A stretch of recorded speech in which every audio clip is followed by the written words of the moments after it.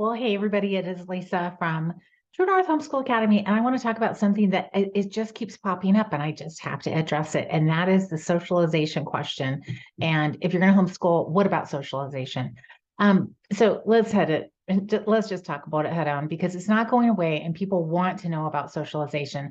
The reality is, if you homeschool your kids, you are socializing them in a different manner than if they went to public school. That's just the reality. So it's not that they're not being socialized, it's that they're being socialized in a different way.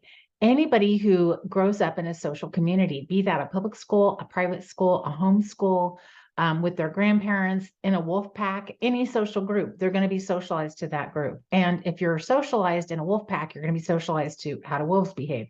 If you're socialized in public school, you're going to be socialized to how do public school kids behave. And if you're socialized in a home, homeschooling, you're going to be socialized to that home culture. Now, that can be good and that can be bad. One of the jokes in homeschooling is not only do my kids pick up all my great traits because we're homeschooling, but they've picked up all my bad ones as well. And that actually can be true because you're with each other so much.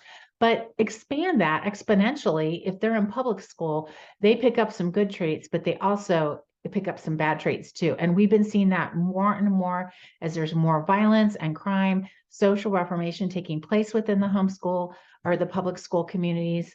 And so there is a lot of socialization going on in public schools. The question to ask yourself as a parent, whether you're public school, homeschool, or private school, is what kind of socialization do you want your kids to be in? How do you want them to be socialized? Do you want them to be socialized in a way that is, what's happening in public schools, or do you want more control over that?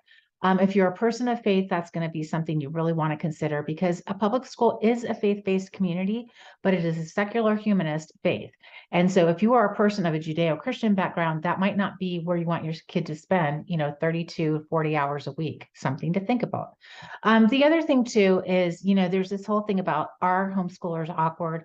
And my response to that, I just did a podcast with my youngest daughter about our homeschoolers awkward. And the thing is, like, most people are awkward. I just think it's true. I went to public school and there was always a couple awkward kids in every class, including me some years, right? All of us took turns, but there was always the super awkward kid or the asthmatic kid or the kid who couldn't sit still. I think those terms and definitions have definitely expanded in the last couple of years. So there's more than one kid in every class who's like that, but everybody's awkward. It's just a fact of life. But I was growing up in the time when we didn't have cell phones, we didn't have social media. We had 3 channels on the television. So people just expected awkward. And now people think that life is Instagram and Instagram is Instagram. Life is awkward. So, your kids are going to be socialized if they homeschool, but they'll be socialized in a different way. Your kids might be awkward if they are homeschooled, but they might be awkward if they go to public school. And the reality is they'll be awkward some of the time. So those are questions that if they're stressing you about homeschooling, if they're keeping you back from homeschooling, you might want to make a simple chart for yourself. And this is a tool that I used, that I learned from teaching the Lost Tools of Writing, and it's called an Annie chart.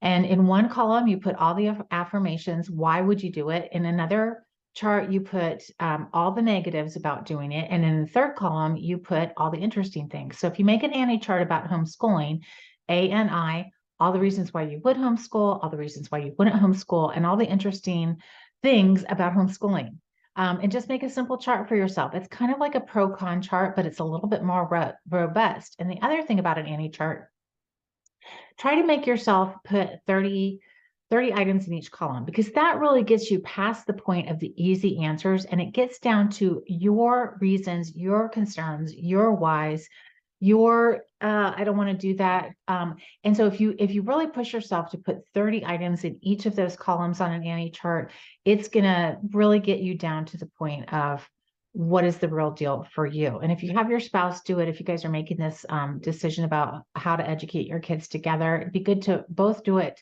separately and then maybe together, and really, really get past the easy questions and the easy answers and get down to what's most important for you. Because the reality is, as parents, we are concerned mostly with 2 big questions for our kids.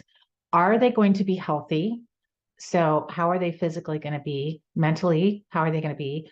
And how are we going to educate them? Because we want our kids to grow up well, we want them to grow up healthy, and we want them to be able to get a job and to succeed and to interact with the universe, right? At the end of the day.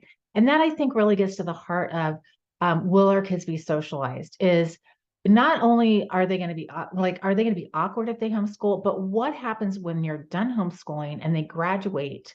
Are they going to be able to go on and get vocational training and interact as a person who can talk well and interact with society well as a functioning adult? And that's a great question. That is a great question all of us as parents need to really consider as we're raising our kids.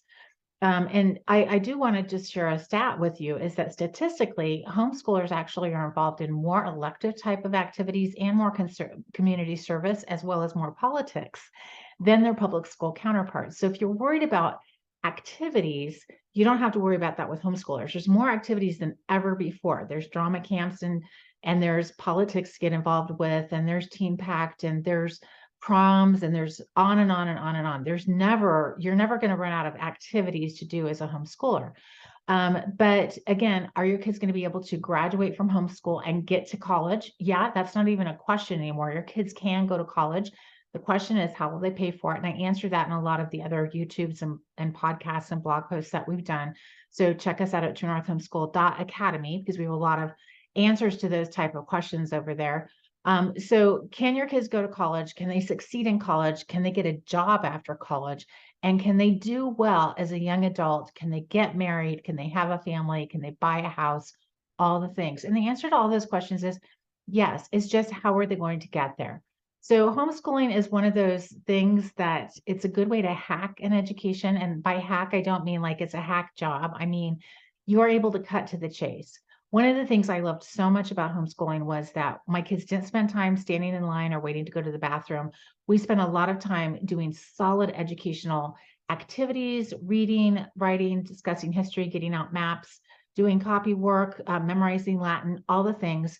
And then they had a lot of time, a lot of free time, and they could really get into the things that really jazzed them and really excited them.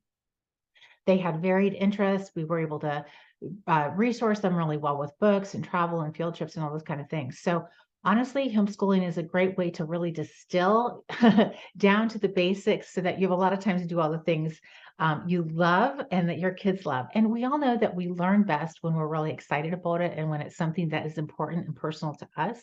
So it's a great way to educate your kids. And honestly, there's never been a better time to homeschool your kids. There's so many resources. There's so many free resources. There's so many online resources, and you don't have to do it all yourself. One of the reasons we started True North Homeschool Academy is so that you could outsource those things you didn't want to teach or you wanted a world-class subject matter expert in, and we offer that. So our classes are open for enrollment now for fall 2020. What year is it? 2023. Our classes start August 28th. They go 15 weeks in the fall, 15 weeks in the spring. We do have semester-long classes, but we have full year classes as well. If you're interested in any of the high school sciences, they are filling up super fast, and some of the English classes as well as informal logic. So if you have your eye on a certain section of those classes and you want a day and time, order sooner than later, as well as Spanish 1 and ASL. So you guys, if you have any questions about homeschooling, I'd love to chat with you. Again, the socialization question is never going to go away. Are homeschoolers socialized? Yes, but differently.